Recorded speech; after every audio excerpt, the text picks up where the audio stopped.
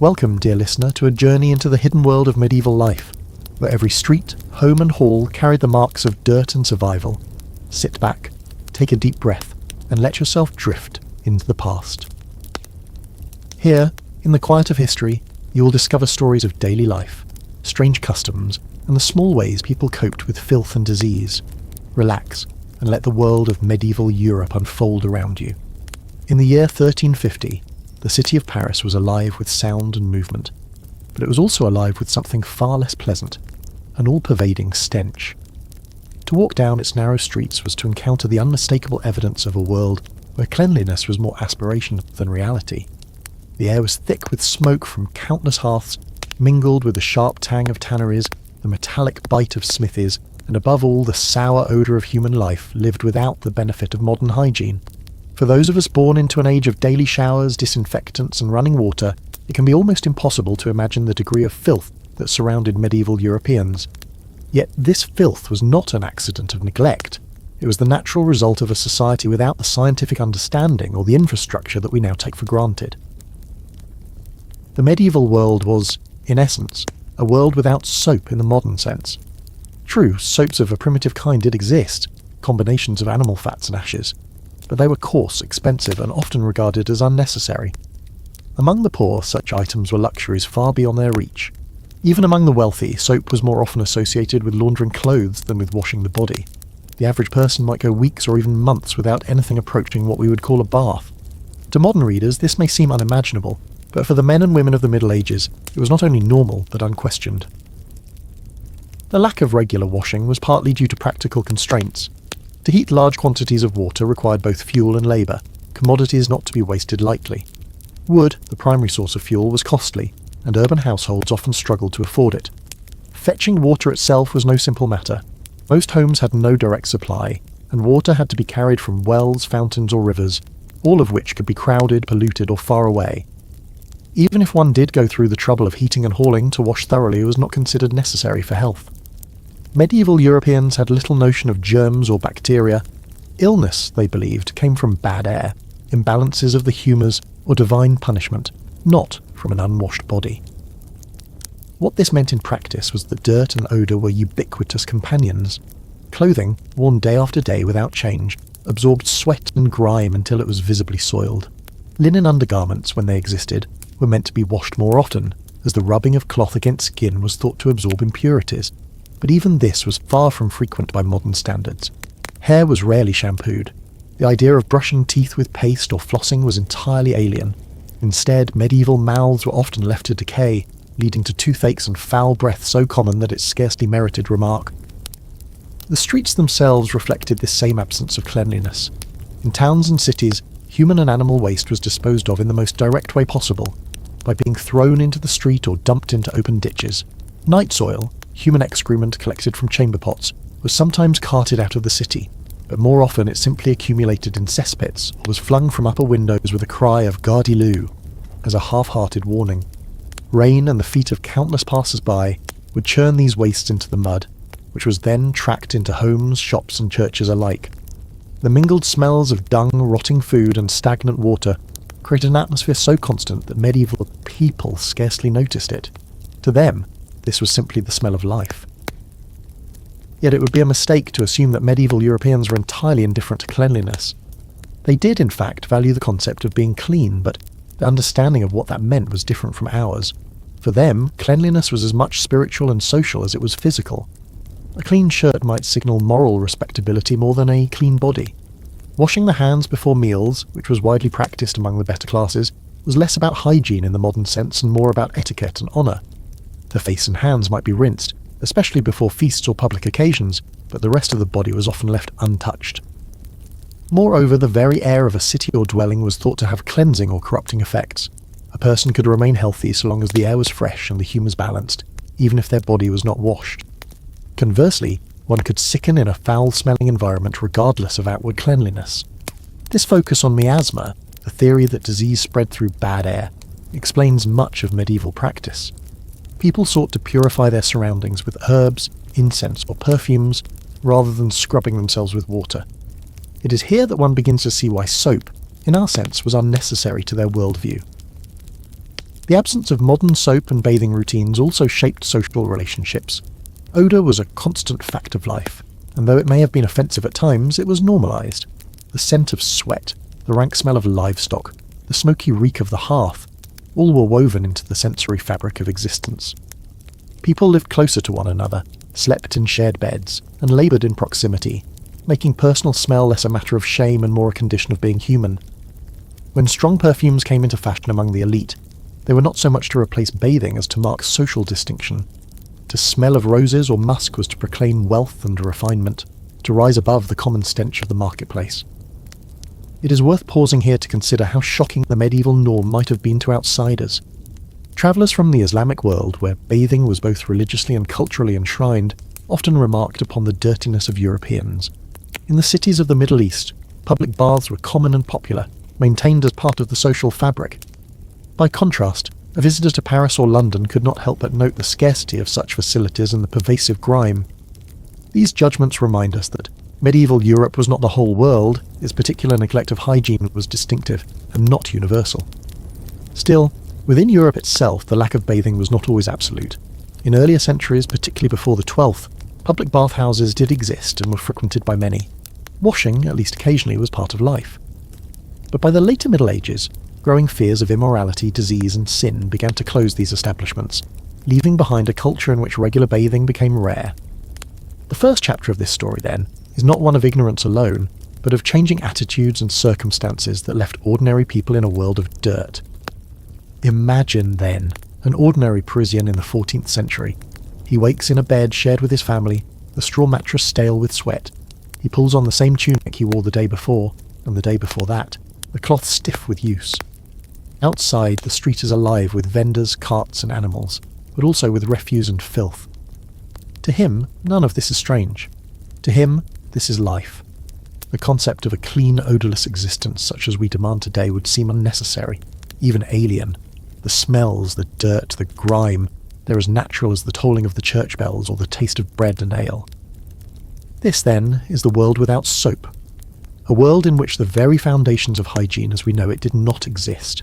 A world where filth was the default state of human living.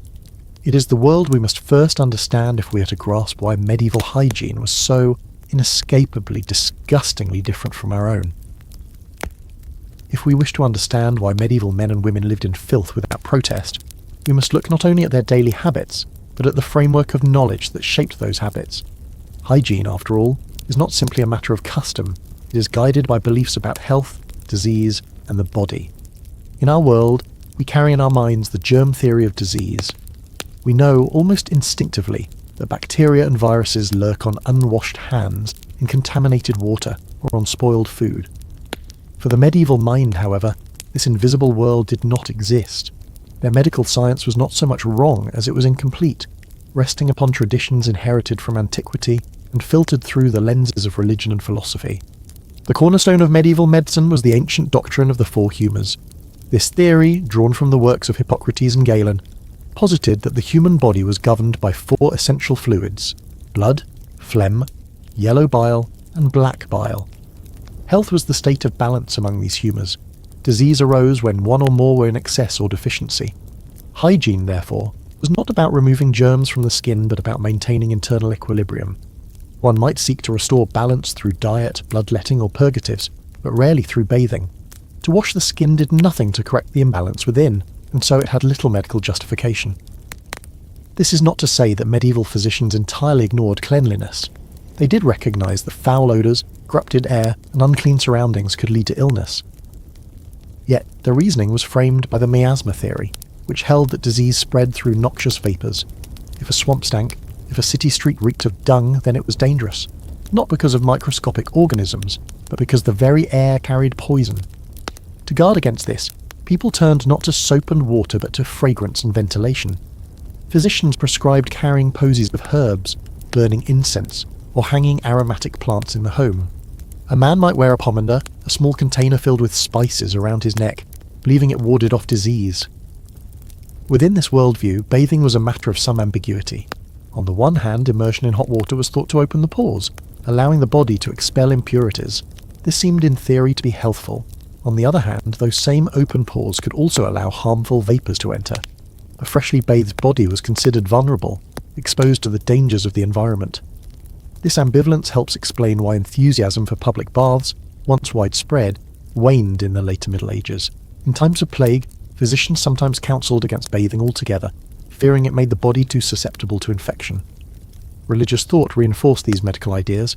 The Christian tradition placed heavy emphasis on the purity of the soul, often at the expense of the body. Ascetics and holy men were admired precisely for their indifference to bodily comfort and cleanliness.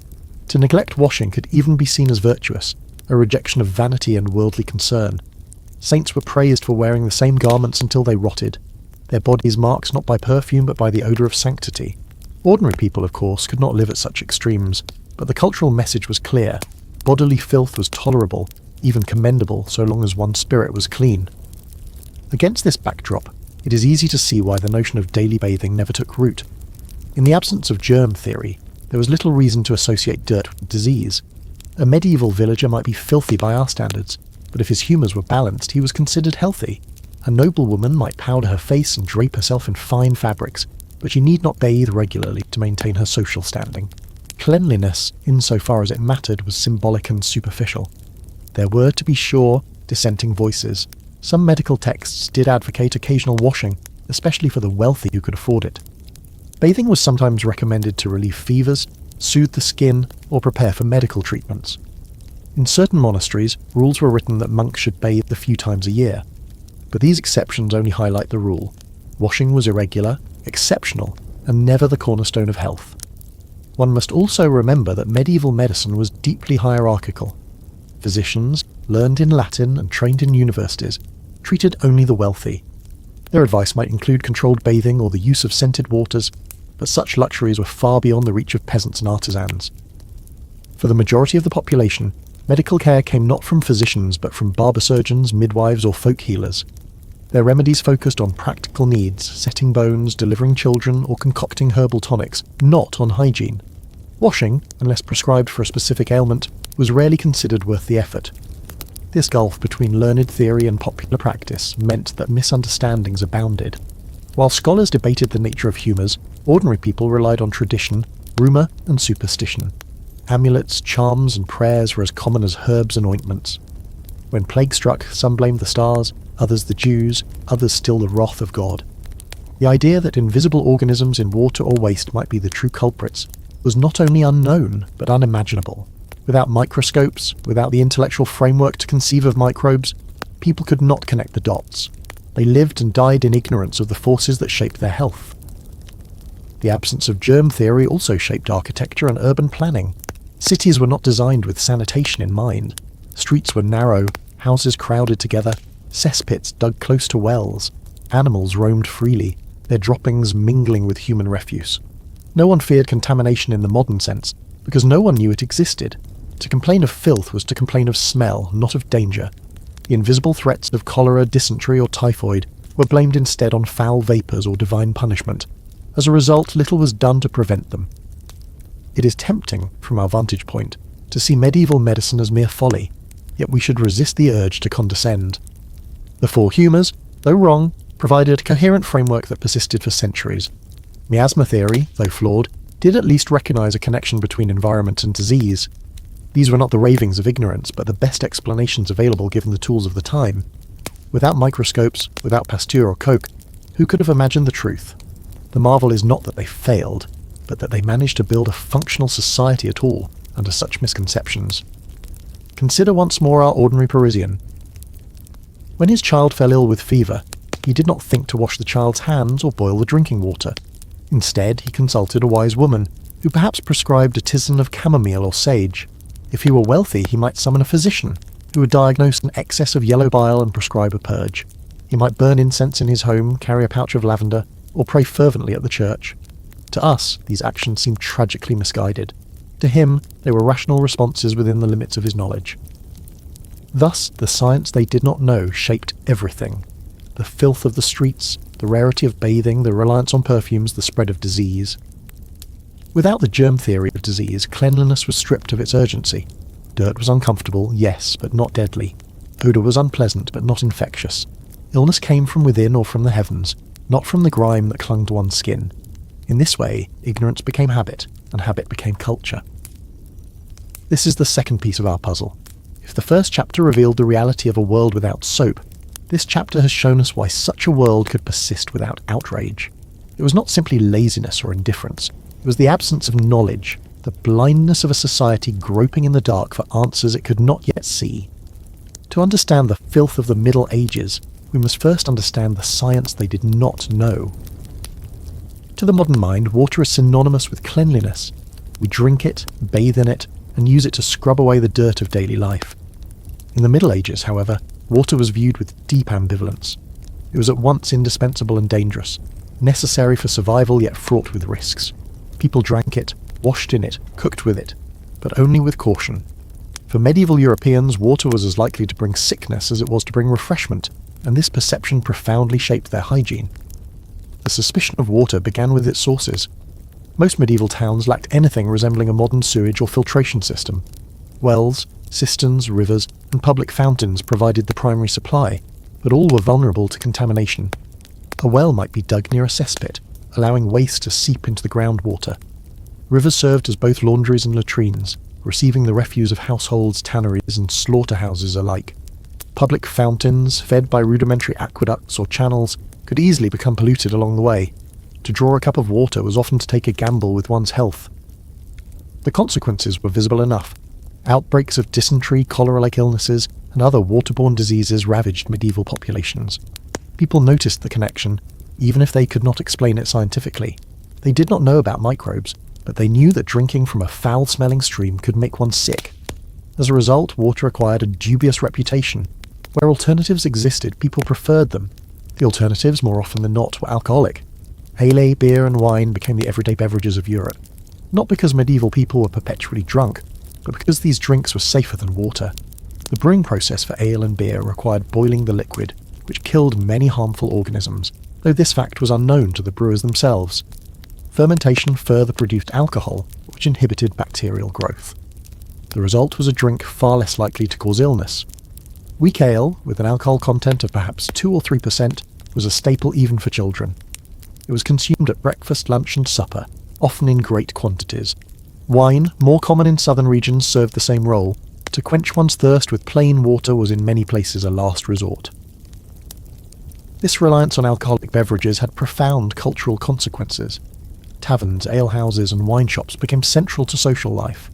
Brewing was a vital industry, often dominated by women in northern Europe. Even monasteries became renowned for their beer and wine, which were produced not only for profit, but for the health of the community. Drink your ale and thank God, a common sentiment implied, for it was safer than trusting in the nearest well. Yet water was not entirely forsaken. It remained essential for cooking, cleaning, and occasional bathing. In rural areas, where streams and wells might be cleaner, it was consumed more often. In towns, some efforts were made to secure safer supplies. Aqueducts built in Roman times sometimes continued to function, and in places like London and Paris, medieval authorities constructed conduits to bring in fresh water from springs outside the city. These projects, however, were limited in scope and often reserved for the wealthy. The poor still relied on whatever sources were nearest, no matter how foul. Bathing, too, revealed the paradoxical status of water. To immerse oneself in a bath was, in theory, a way to cleanse the body. Warm water could soothe aches, soften the skin, and even relax the mind. In practice, however, shared bathhouses were easily contaminated. Without knowledge of sterilization, the same water might be used by many bathers. Illness could spread quickly, leading some to associate bathing with disease rather than health. Physicians warned that water opened the pores, allowing harmful vapors to penetrate. What began as an act of cleansing could, they feared, invite sickness. This tension was reflected in popular attitudes. Water could purify, but it could also pollute. It could sustain life, but it could also end it. To medieval Europeans, this duality was not a contradiction but a fact of existence. The natural world was full of such ambivalences. Food could nourish or poison, fire could warm or destroy, and water could cleanse or corrupt. Hygiene, therefore, was less about mastering water than about negotiating its dangers. The symbolic meaning of water further complicated matters. In Christian ritual, water was the medium of baptism, the sacrament that washed away original sin. In this context, water was supremely purifying, not for the body but for the soul. The font in the church was a far more potent source of cleansing than any basin in the home. To be baptized was to be made clean in the most important sense, regardless of how much dirt clung to the skin.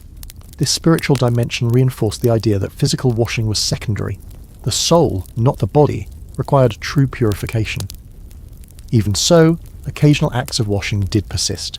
Peasants working in the fields might rinse their hands and faces in streams. Soldiers on campaign sometimes bathed in rivers. Nobles with greater resources might indulge in scented baths on rare occasions, heating water in tubs and perfuming it with herbs. But these were exceptions, not daily routines. The labour and fuel required made frequent bathing impractical, and the suspicion of disease made it risky. The distrust of water also extended to dentistry and personal care. People rarely rinsed their mouths with water, fearing it might carry harmful vapours. Instead, they chewed herbs, rubbed teeth with cloth, or used powders of charcoal or salt. Hair, too, was not often washed. Combing and covering the head were more common than wetting it. To modern sensibilities, this neglect seems shocking, but to medieval Europeans, it was rational caution. Travellers' accounts highlight the difference in perspective. Muslim writers visiting Europe were often appalled at the scarcity of bathing. In the Islamic world, ritual ablution was a daily practice, and public baths were abundant. Europeans, by contrast, seemed careless and unclean. The contrast was so great that it became a cultural stereotype, reinforcing the notion of Europeans as dirty in the eyes of their neighbours. Within Europe itself, however, this was simply the way things were. To question it would be like questioning the rising of the sun. Imagine once again our Parisian townsman. He rises in the morning and breaks his fast with bread and ale. He does not fetch water from the well, for he knows it may upset his stomach. Later he rinses his hands before eating the midday meal, not out of fear of germs, but because custom demands it. When his wife does the laundry, she uses the river, though she knows it carries filth from upstream. When he passes a bathhouse, he hesitates. Should he enter, or will it leave him vulnerable to disease? The decision is fraught, for water is never just water. It is life and danger, cleansing and corruption, friend and foe. Thus, the role of water in the Middle Ages was paradoxical. Its necessity was obvious, yet its dangers were equally apparent. Without scientific understanding, people treated it with a mixture of respect and suspicion. They drank ale and wine in its place. They limited their bathing, and they infused their understanding of water with spiritual meaning. To us, this seems an absurd way to live. To them, it was common sense, a way of navigating a world whose mysteries they could not unravel. In this, the story of water reveals the deeper truth of medieval hygiene. It was not merely primitive neglect, but a coherent adaptation to the knowledge and resources at hand. Cleanliness, like health, was always negotiated within the limits of what people believed and what they could afford. And in the case of water, belief and practicality aligned to produce a culture in which filth was tolerated, even rationalized, as the lesser of two dangers. If the medieval countryside carried the earthy smells of soil, livestock and smoke, the cities of Europe presented something altogether more overwhelming, a dense, inescapable stench born of human concentration without adequate sanitation.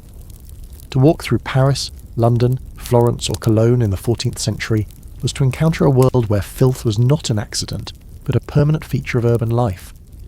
The very growth of cities, the pride of medieval civilization, created conditions that made cleanliness nearly impossible. Streets were narrow, often no more than a few feet across, hemmed in by timber-framed houses that leaned precariously toward one another. These houses lacked running water and sewers, relying instead on cesspits and chamber pots. The contents of those pots were frequently disposed of in the simplest manner possible, tossed directly into the street. In some places, residents were required to shout a warning, "Gardez-le" in Edinburgh, "Prenez garde" in Paris, before dumping their waste from upper windows. But such courtesies did little to improve the reality on the ground. Human waste mingled with the droppings of horses, pigs, and dogs that roamed freely, creating a layer of filth churned into mud by countless feet and cartwheels. The absence of effective waste management was compounded by the lack of paving. While a few main thoroughfares might be cobbled, most streets were bare earth. Rain turned them into rivers of mud. Dry weather reduced them to dust mixed with dung. Open ditches ran along the sides of roads, intended to carry away waste, but they often overflowed or stagnated, becoming breeding grounds for insects. In the heat of summer, the smell was suffocating. In the cold of winter, frozen waste created slick hazards. City life was lived in the shadow of this filth, and its presence shaped everything from health to architecture. Authorities did attempt from time to time to impose order. Town councils passed ordinances against dumping refuse in the streets, designated certain areas for waste disposal, or hired rakers to collect and cart away manure.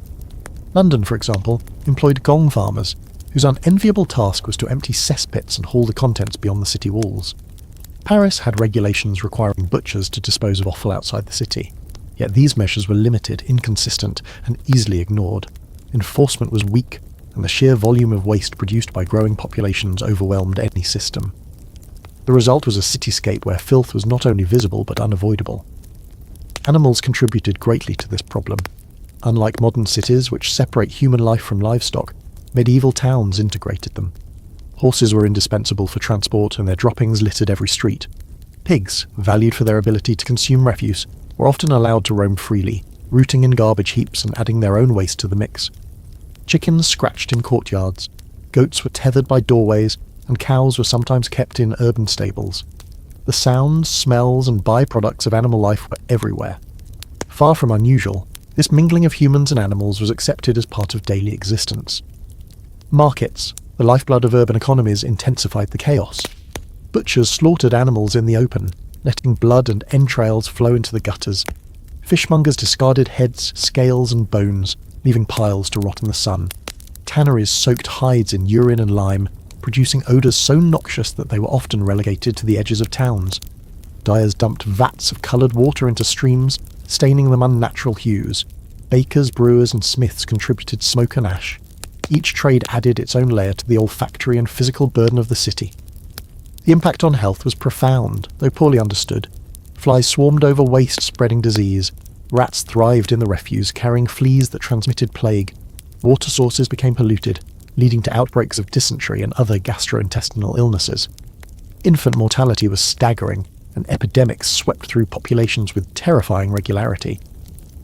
Yet, because disease was attributed to miasma or divine punishment, the obvious connection between filth and sickness was rarely drawn.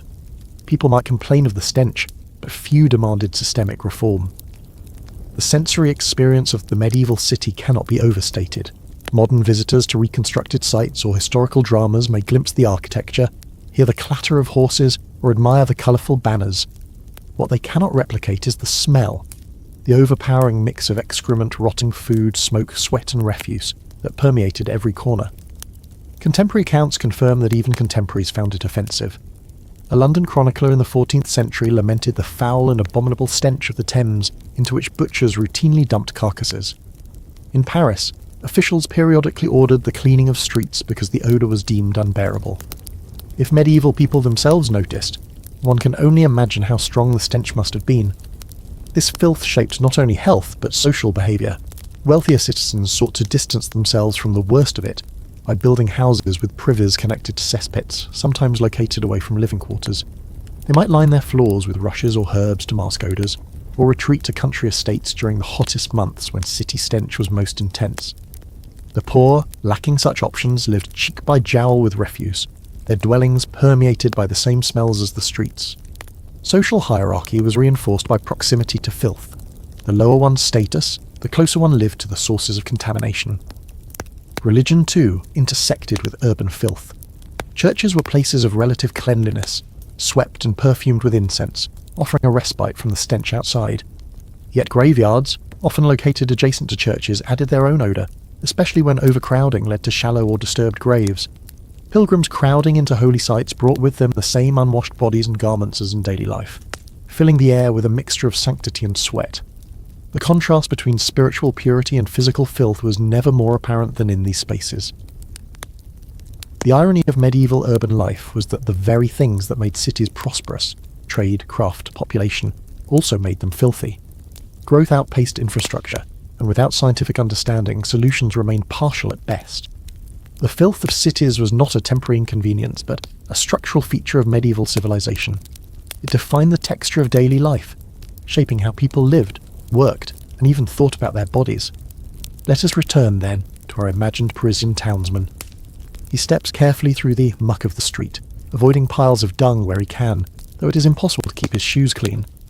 He passes the butcher's quarter, wrinkling his nose at the stench of blood and offal, but pressing on because meat must be bought. He greets a neighbour who empties a chamber pot into the gutter with a muttered warning.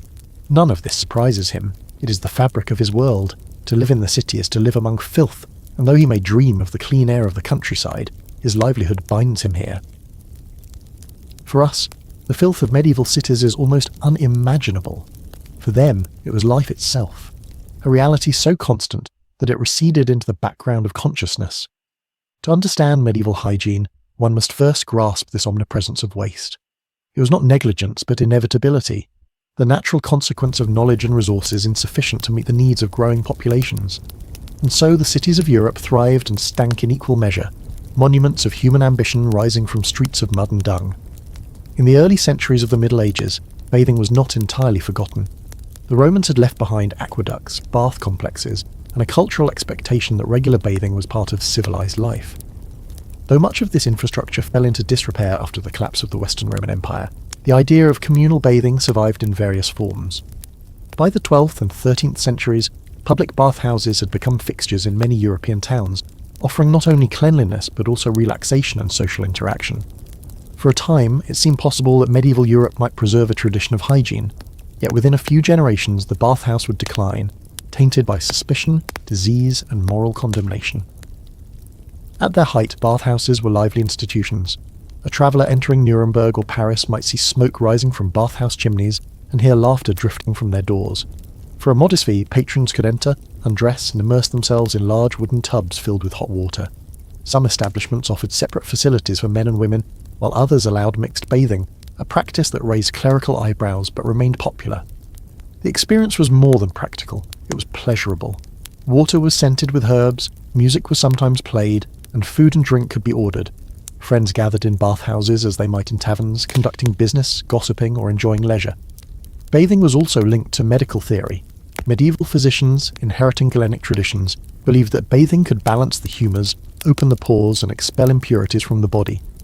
Prescriptions for certain illnesses included specific bathing regimens: warm baths for relaxation, cold baths to invigorate, steam baths to purge. Herbal infusions were recommended to treat skin conditions or respiratory ailments. Thus, the bathhouse occupied a space at the intersection of health and sociability, aligning with both scientific and cultural values of the time. Yet from the beginning, bathhouses carried an undertone of ambiguity. Their communal nature made them difficult to regulate, and moralists worried about impropriety. Mixed bathing, in particular, drew criticism from clerics who associated it with temptation and sin. By the 14th century, bathhouses had gained a reputation not only as places of hygiene, but also of vice. Prostitution often flourished in or around them, blurring the line between bathing and sexual commerce.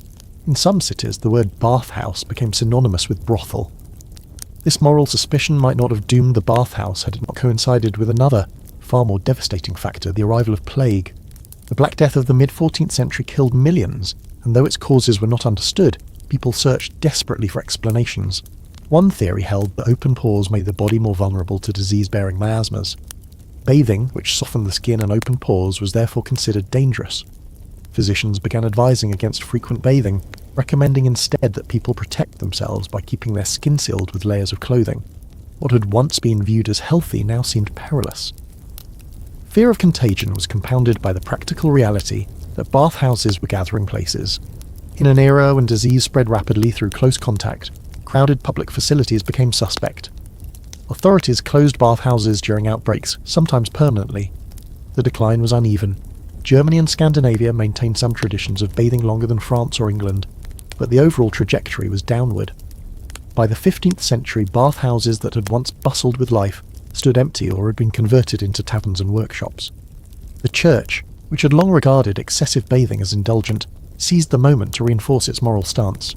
Cleanliness of the soul, not the body, became the ideal. Sermons contrasted the fleeting pleasure of hot water with the eternal rewards of spiritual purity. Some theologians even suggested that dirt on the body served as a reminder of humility and mortality. Monastic rules often limited bathing to a few times a year, setting an example for the laity. While not everyone embraced such austerity, the cultural association between frequent bathing and moral laxity became entrenched. As bathhouses declined, alternatives emerged. Instead of immersing themselves in water, people turned to dry methods of hygiene, rubbing the skin with cloths, applying scented powders, or wearing linen undergarments that could be changed more frequently than outer garments.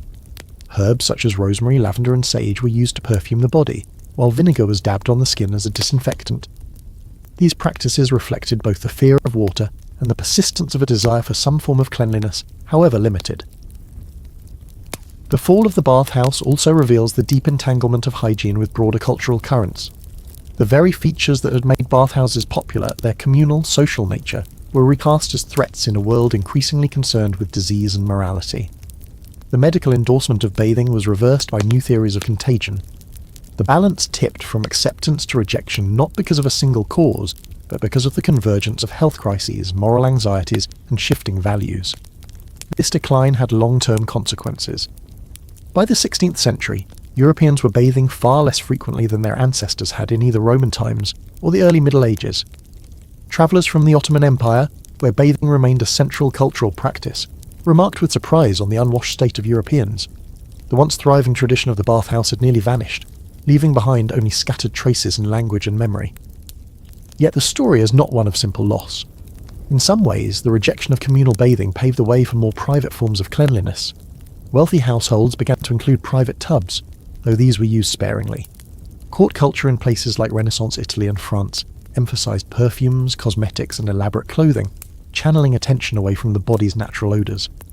The bathhouse had fallen, but the human desire to appear clean and pleasant persisted, finding new expressions that fit the anxieties of the age. To imagine the bathhouse at its height is to glimpse a medieval world more open, more sensual, and more communal than the stereotype of filth suggests. Steam rose from vats of hot water, voices mingled in laughter and conversation, herbal scents filled the air. It was a place where hygiene, health, and pleasure converged. To imagine its decline is to understand how fragile such institutions could be in the face of fear, morality, and shifting scientific belief.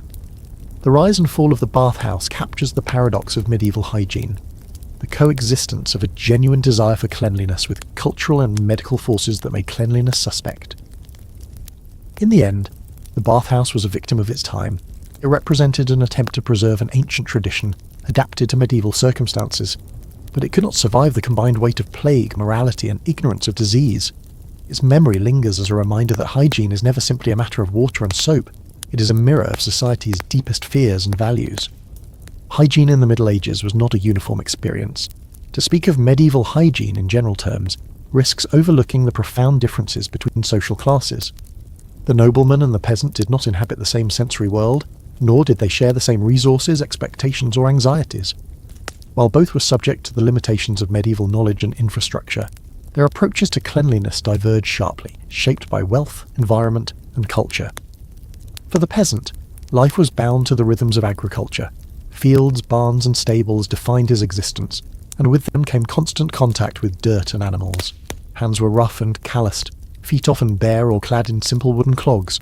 Washing was rudimentary, water from a stream, a bucket drawn from a well, or rainwater collected in barrels. Soap, when available, was a coarse substance made from animal fat and lye, harsh on the skin and used sparingly.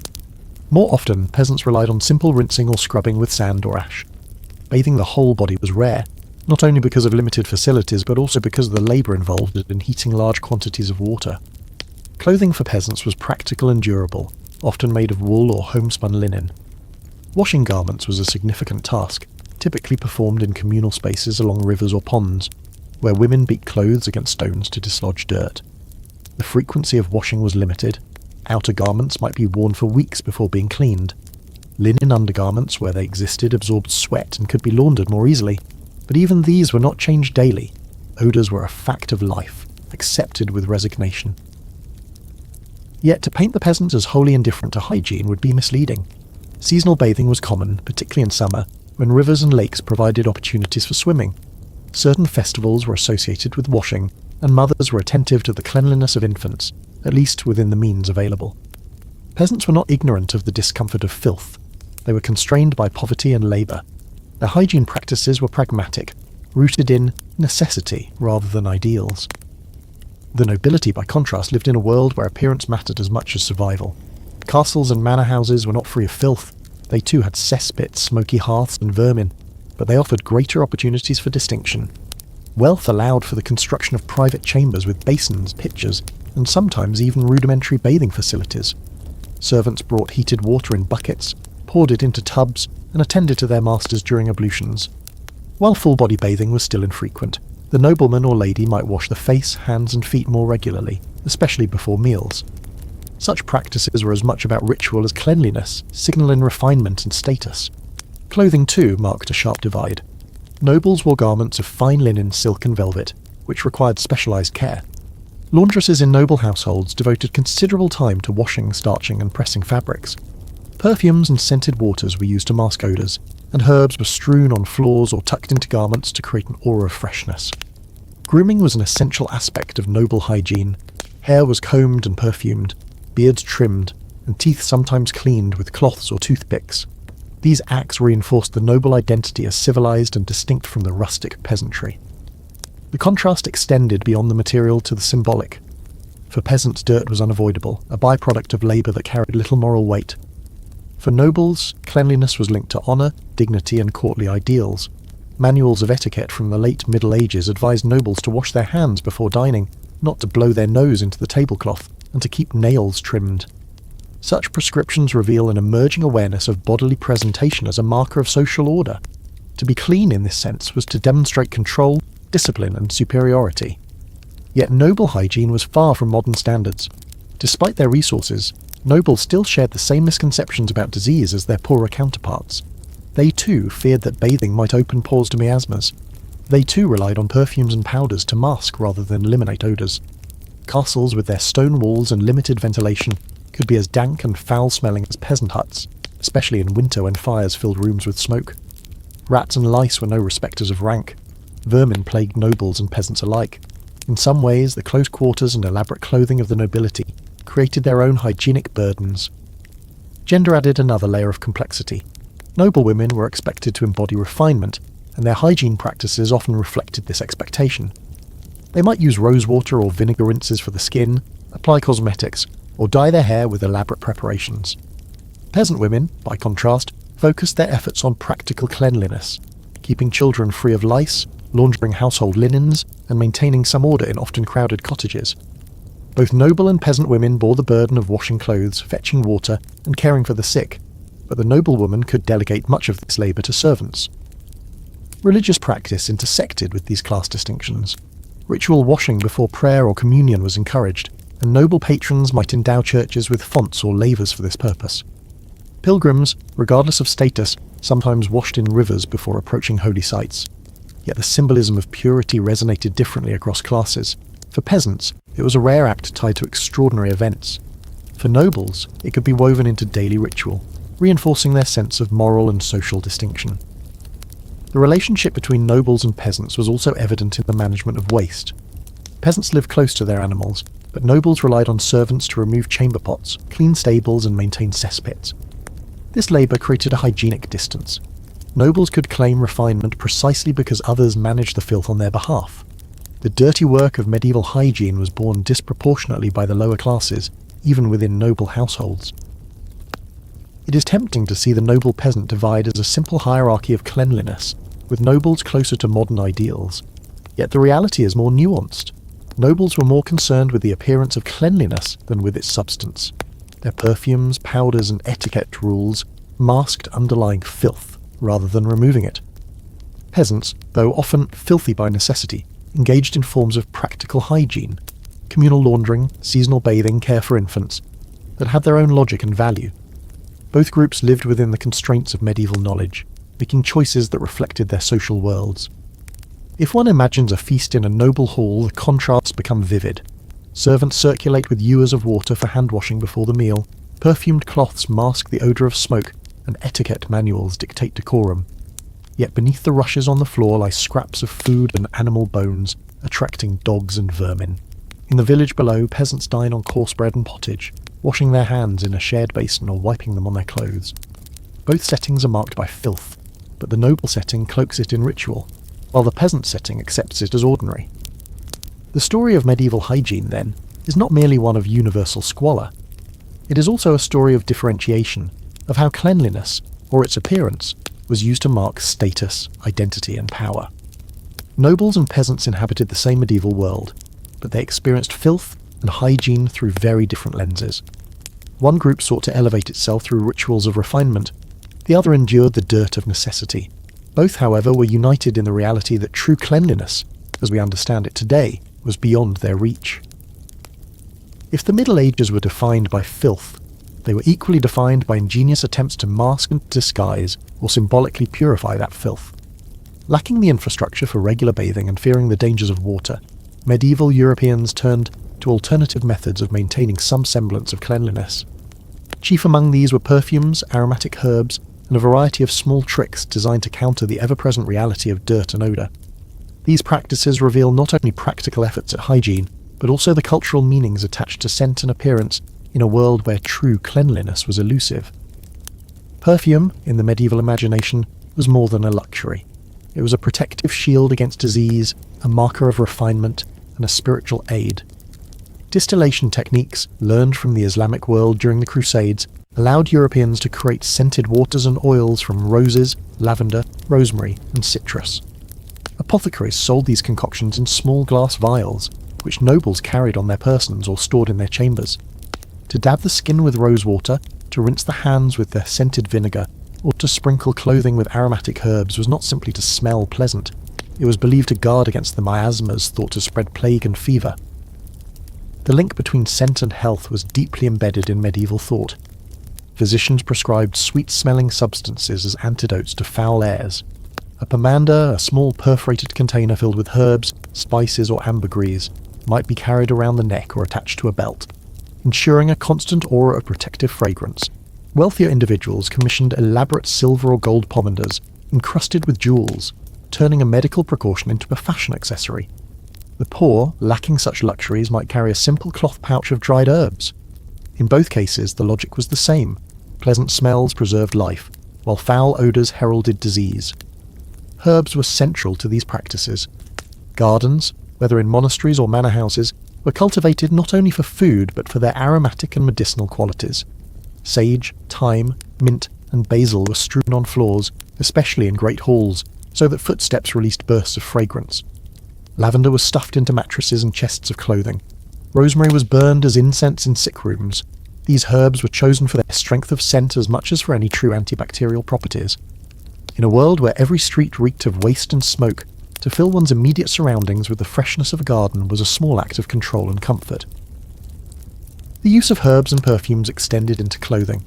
Linen undergarments, when available, absorbed sweat and were sometimes rinsed in scented waters before reuse. Outer garments might be brushed with aromatic powders or fumigated by placing them over smouldering herbs. Gloves and handkerchiefs were often perfumed, providing a portable escape from stench. A noblewoman at court might press a scented handkerchief to her nose when walking through a crowded street, much as we might cover our faces from exhaust fumes today. These gestures communicated refinement, but also betrayed the pervasive struggle against odour. Cosmetics formed another layer of this effort. Medieval recipes survived for powders, creams and washes, intended to whiten the skin, brighten the eyes, or soften the hands. Many of these relied on ingredients such as lead, vinegar, or egg whites with questionable safety. Yet the aim was clear: to present a body that appeared fresh and untainted by labour or disease. Pale skin signified nobility, distance from the dirt of fields and workshops. Cosmetics, like perfumes, functioned both as a mask and as a marker of status. Beyond perfumes and cosmetics, a host of small tricks addressed everyday hygiene challenges. Teeth might be rubbed with cloth soaked in wine or vinegar, or cleaned with crushed herbs like sage and mint. Mouthwash recipes included mixtures of wine and spices, designed more to freshen breath than to protect dental health. Hair was combed frequently, both to manage lice and to distribute oils. Combs were treasured personal items, often made of ivory or bone, and sometimes inscribed with prayers, blending grooming with spiritual protection. Hand-washing occupied a special place in these rituals. Though full-body bathing declined, washing the hands remained a widespread practice, especially before meals. Guests at noble feasts were offered basins of water scented with herbs, poured from elaborate ewers by servants. Even peasants, when possible, rinsed their hands before eating communal meals. This act carried both practical and symbolic weight, reinforcing the boundary between the clean body and the food that sustained it. While the water might not remove invisible pathogens, it marked a moment of transition, an assertion of order in a disorderly world. Trickery extended even to the management of waste and odours within homes. Floors strewn with rushes or straw absorbed spills, but they quickly became saturated with food scraps, dung tracked in from the streets, and vermin. To counter this, households added layers of aromatic herbs, or replaced the rushes periodically, especially during festivals. The result was a curious layering. filth covered by herbs which released fragrance while concealing decay beneath. Visitors to a hall might be greeted by the scent of lavender, even as dogs gnawed bones among the rushes at their feet. Religion also intersected with these practices. Incense burned in churches served not only to honour the divine, but also to purify the air for congregants. Holy water, often scented with herbs, was used for blessings and cleansing. Pilgrims carried relics and ampullae of holy oil or water, believed to protect body and soul alike. Spiritual purity and physical cleanliness became intertwined, with scent serving as the bridge between them. To smell sweet was to approach sanctity. To reek was to invite suspicion of sin or disease. The use of perfumes, herbs, and tricks reveals a paradox at the heart of medieval hygiene. On the one hand, these practices demonstrate ingenuity and resourcefulness. In the absence of modern sanitation, people found ways to create pockets of cleanliness, moments of sensory relief. On the other hand, they also illustrate the limits of medieval understanding.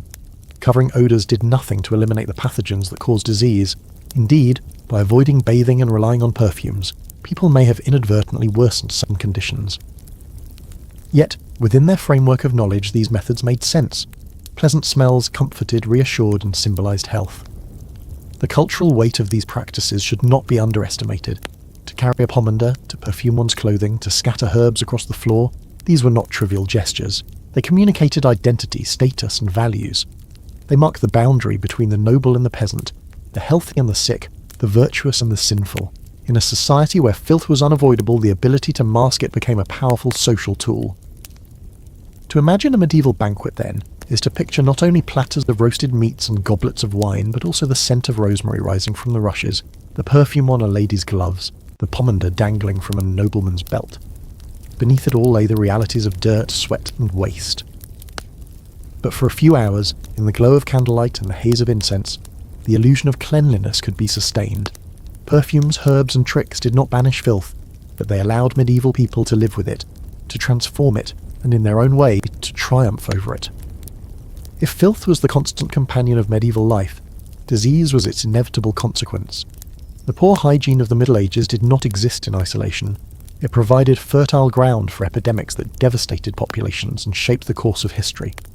The Black Death of the 14th century remains the most infamous example, but it was only one among many outbreaks of plague, leprosy, dysentery, and other maladies that thrived in conditions of dirt and neglect. To understand medieval hygiene is to understand why disease struck with such relentless force. The plague, later called the Black Death, arrived in Europe around 1347, carried by fleas on rats that travelled aboard merchant ships. Within a few years it killed between 1/3 and 1/2 of the continent's population. But rats alone cannot explain its catastrophic spread. Medieval cities were perfectly suited to the disease. Narrow streets filled with refuse, open sewers running alongside houses, and heaps of manure piled outside stables created habitats where vermin thrived. People lived in close quarters with their animals, slept on straw mattresses infested with fleas, and rarely washed. In such an environment, plague spread with terrifying speed.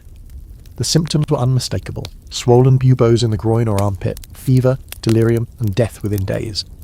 Medieval people, ignorant of bacteria and fleas, attributed the plague to divine punishment or to poisoned air. Physicians prescribed aromatic herbs, bleeding, or prayer. But no treatment could halt its advance. Hygiene practices, or the lack thereof, played a decisive role. Where waste piled high, rats multiplied. Where fleas flourished, so too did plague. The very filth that was a daily nuisance became, in times of epidemic, a death sentence.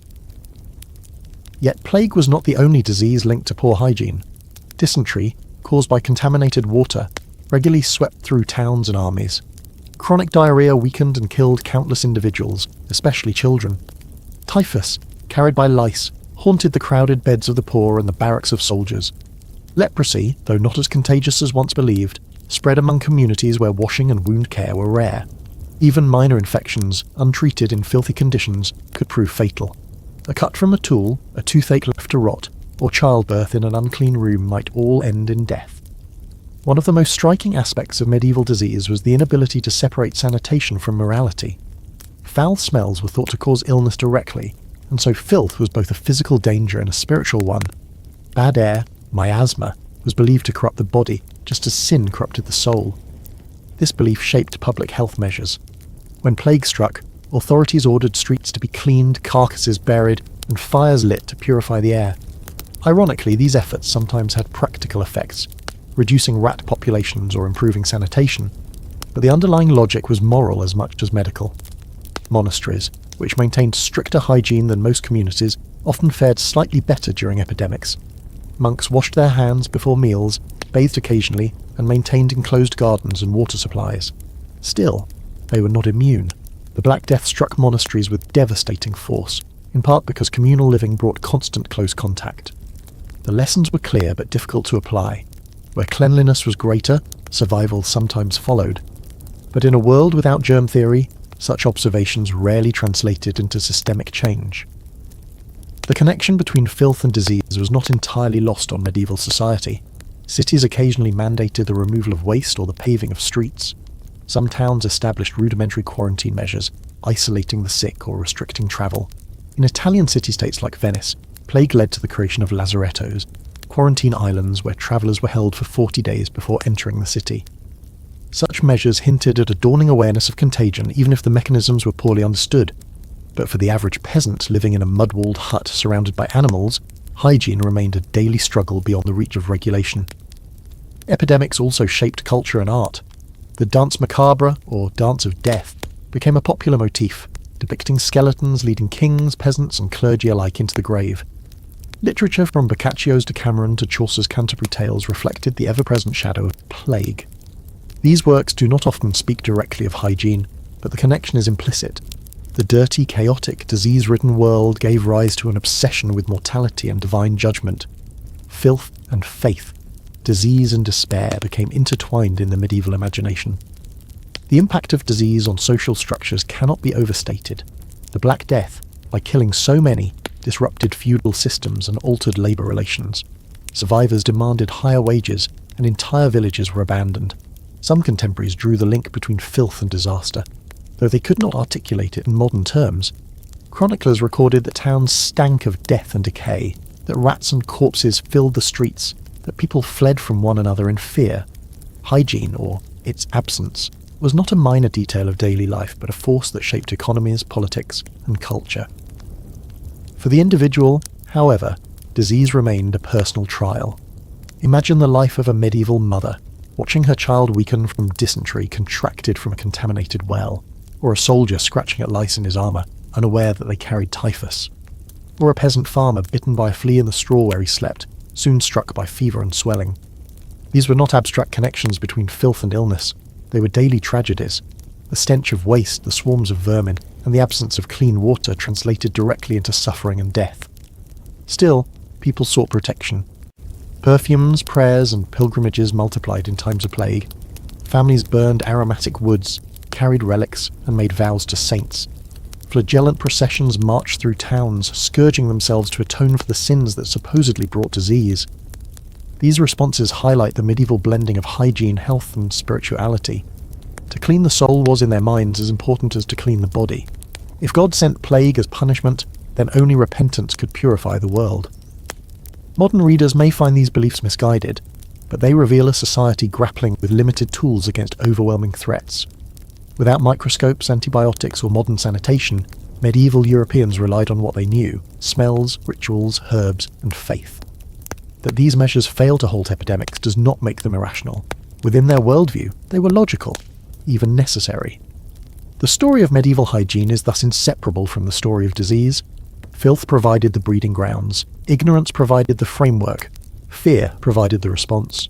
When disease knocked, as it did again and again, the doors of Europe opened wide. From the crowded streets of Paris to the muddy lanes of English villages, from the ports of Venice to the markets of Cairo, filth and plague walked hand in hand. And yet, amidst the devastation, seeds of progress were sown. The need to combat disease spurred cities to invest, however modestly, in sanitation. The recognition of contagion led to the earliest quarantines. The devastation of the Black Death shook society so profoundly that, in time, new ideas about cleanliness and health began to take root. Disease revealed, with merciless clarity, the cost of neglecting hygiene. It was a lesson written not in treatises but in graves. By the later Middle Ages, the unrelenting stench of filth and the relentless onslaught of disease began to produce, if not revolution, then at least small adjustments. Hygiene had long been the neglected stepchild of medieval life, overshadowed by spiritual concerns and limited by ignorance of microbes. Yet necessity, the mother of invention, gradually pushed communities to confront the consequences of dirt. Out of fear, desperation, and sometimes pragmatic civic pride, medieval Europe began to lay the faint groundwork for modern notions of cleanliness and public health. One of the clearer signs of change was the increasing involvement of civic authorities in sanitation. Earlier in the Middle Ages, responsibility for waste disposal had rested largely on individuals. Each household or shopkeeper might dump refuse into the nearest street or gutter, leaving pigs to scavenge what they could. By the 13th and 14th centuries, however, town councils across Europe began to pass ordinances regulating such practices. In London, householders were forbidden from throwing waste into the Thames or leaving dung heaps outside their doors. In Paris, the municipal government ordered that butchers slaughter animals outside the city walls to keep blood and offal from clogging the streets. These measures were piecemeal and often poorly enforced, but they represented an acknowledgement that filth was a communal problem requiring collective action. Water supply was another area where change crept in. Wells had long been the primary source of drinking water, but in crowded towns they were easily contaminated by nearby cesspits. The wealthier cities began experimenting with rudimentary aqueducts and piping systems to bring in cleaner water. In some German towns, wooden pipes carried spring water to public fountains. Londoners drew from the Great Conduit, a system established in the 13th century that brought water from a spring several miles away into cisterns in the city. These systems did not guarantee purity. Fountains could still be fouled and pipes leaked, but they marked an improvement over reliance on polluted wells. Equally important were waste removal systems. In medieval York, hired workers known as rakers were paid to collect refuse and transport it outside the city. Paris maintained gong farmers, who emptied cesspits at night hauling human waste beyond the walls. These were unpleasant, often stigmatized jobs, but without them, urban life would have been unlivable. Though primitive, such systems foreshadowed modern municipal sanitation services. Personal hygiene also showed signs of adaptation. While frequent bathing remained rare, the use of linen undergarments became more widespread, especially among the prosperous classes. Linen absorbed sweat and could be washed more easily than outer garments. Changing shirts became a substitute for washing the body itself, a practice praised by contemporaries as both comfortable and healthful. The wealthy flaunted their cleanliness through fine white linen, which served as both a fashion statement and a hygienic improvement. Attention to dental care, though rudimentary, also emerged. Manuals from the late Middle Ages recommend rinsing the mouth with vinegar or wine, chewing aromatic herbs, and scraping teeth with small sticks. These practices did little to prevent decay, but they reveal a growing awareness of oral hygiene. Perfumed waters, rose oil, and even early forms of soap were used by those who could afford them. In noble courts, perfumes and scented gloves masked odours, showing that while medieval people often avoided water, they did not entirely neglect the problem of smell. Epidemics, paradoxically, were catalysts for reform. The devastation of the Black Death convinced many rulers and towns that cleanliness was a matter of survival. In Italian cities where plague struck repeatedly, authorities experimented with quarantine regulations. Venice's establishment of the Lazaretto in 1423 was groundbreaking, an entire island devoted to isolating potentially infected travellers. Though not directly linked to hygiene in the narrow sense of soap and water, such measures reflected a growing recognition that controlling the environment could influence health. Intellectual currents also contributed to gradual change. The late medieval period saw the rise of universities and a revival of interest in classical texts, thanks to the translation efforts of scholars in the Islamic world and the rediscovery of Greek medical writings. Physicians began to re-examine Galen and Hippocrates, integrating ancient theories with observations of contemporary disease. While the conclusions often remained flawed, the spirit of inquiry fostered an openness to new ideas. Clean air, balanced diets, and moderate bathing were advocated as part of a healthy regimen, even if such advice was inconsistently followed. Monasteries continued to serve as quiet centres of relative cleanliness. Monks maintained gardens, aqueducts, and infirmaries, where they experimented with herbal remedies and simple sanitation. Their practices sometimes filtered outward, influencing surrounding communities. The Carthusian order, for example, was known for its emphasis on solitude and cleanliness, with individual cells supplied with their own latrines and water access. Though exceptional, these examples demonstrated that alternative ways of living, less crowded, more orderly, were possible. Architecture, too, began to reflect shifting priorities. Wealthy households incorporated guardrobes, rudimentary toilets that emptied into cesspits or streams, rather than relying solely on chamber pots. Castles and manor houses built in the later Middle Ages often featured more sophisticated waste channels, with chutes that directed refuse away from living quarters.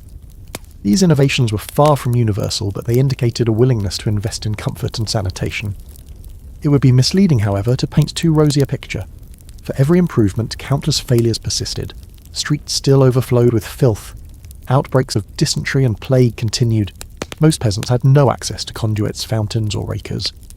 Yet the small glimmers of change mattered precisely because they represented the first steps towards systemic improvement. Incremental progress laid a foundation for the transformations of the Renaissance and, much later, the sanitary revolutions of the 19th century. Equally significant was the cultural shift.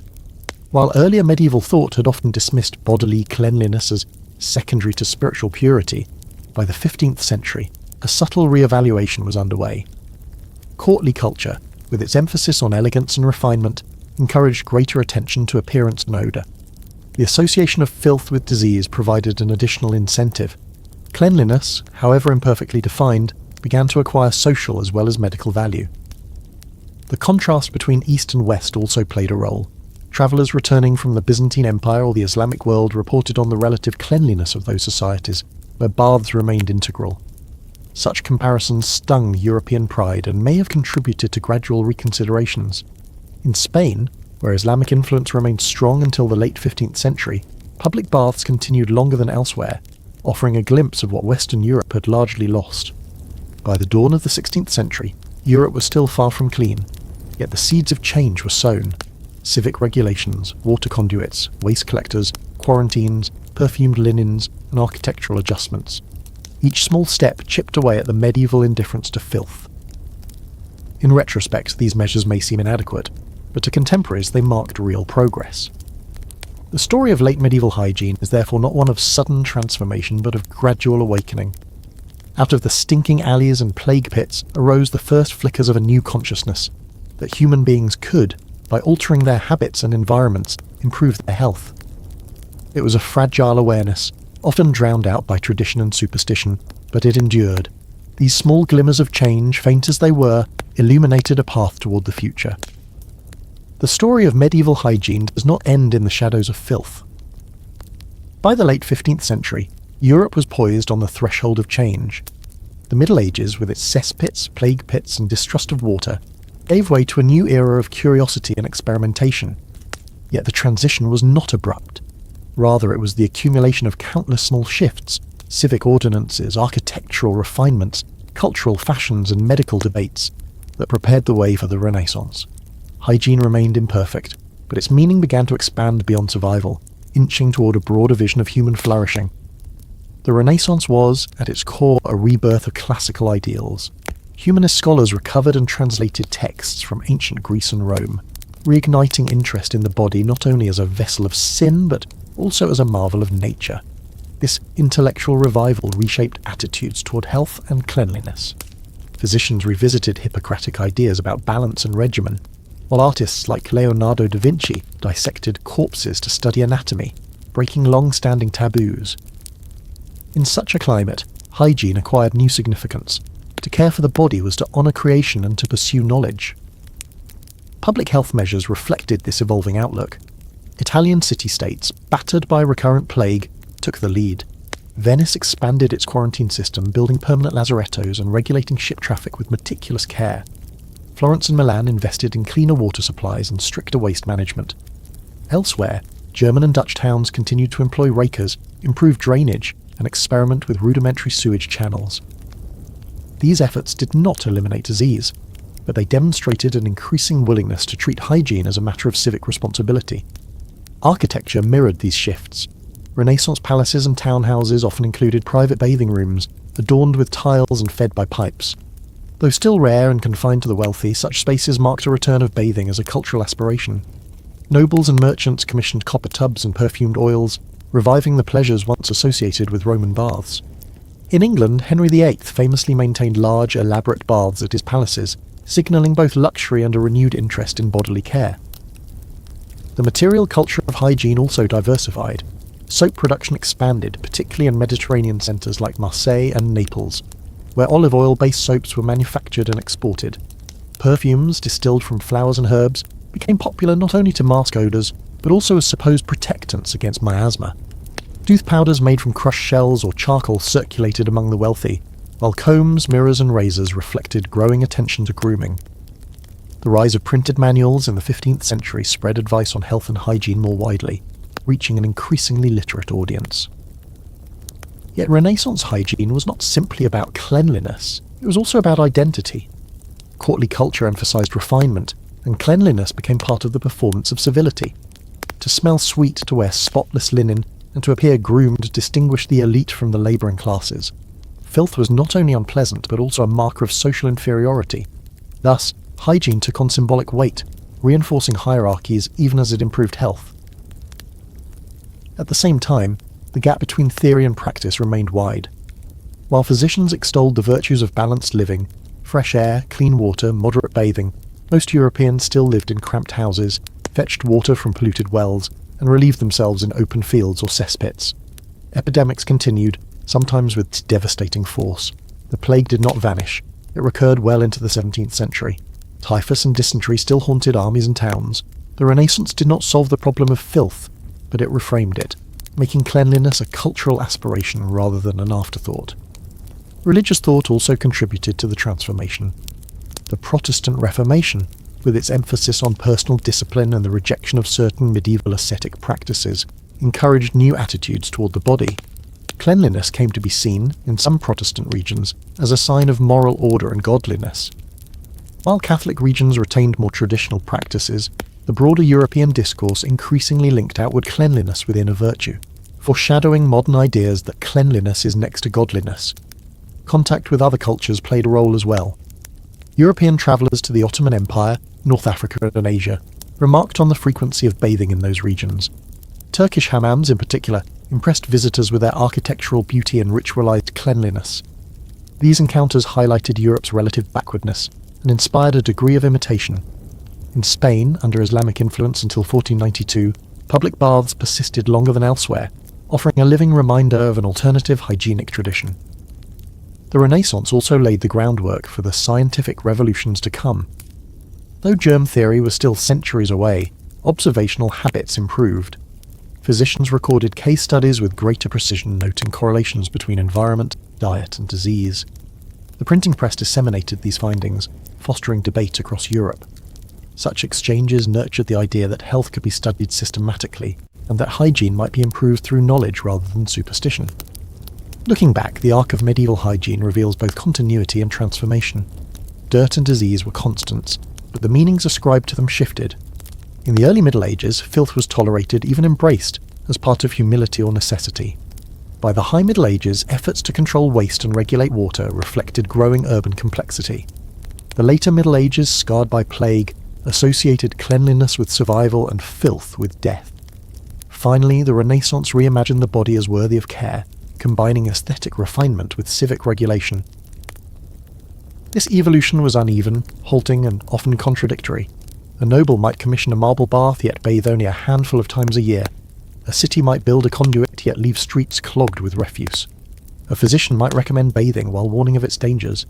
Yet the very existence of such contradictions indicates that hygiene was no longer invisible. It had entered the realm of debate, policy, and aspiration. In the centuries to come, Europe would undergo sanitary revolutions far beyond the imagination of medieval people. Piped water, underground sewers, germ theory, vaccination.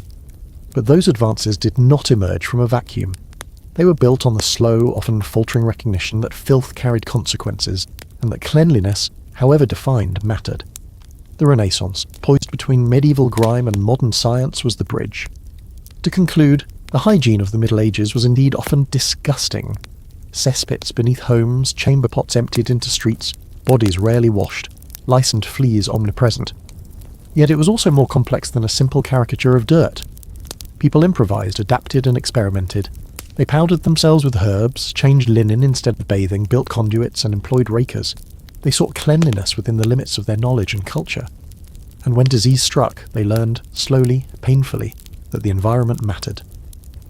The transition to the Renaissance did not cleanse Europe overnight, but it shifted the horizon.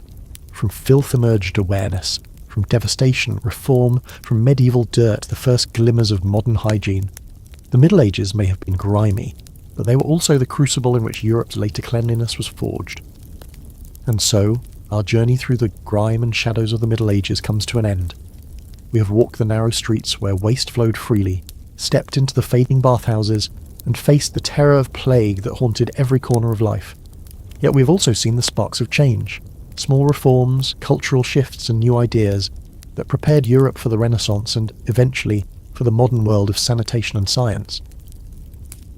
If medieval hygiene often repels us, it also reminds us how fragile human health has always been, and how deeply it is shaped by culture, knowledge and fear. Out of dirt and disease grew resilience, adaptation, and the first steps toward progress. Thank you for sharing this long journey. May it leave you with not only a deeper understanding of the past, but also an appreciation of the everyday miracle of clean water, soap and health in our own time.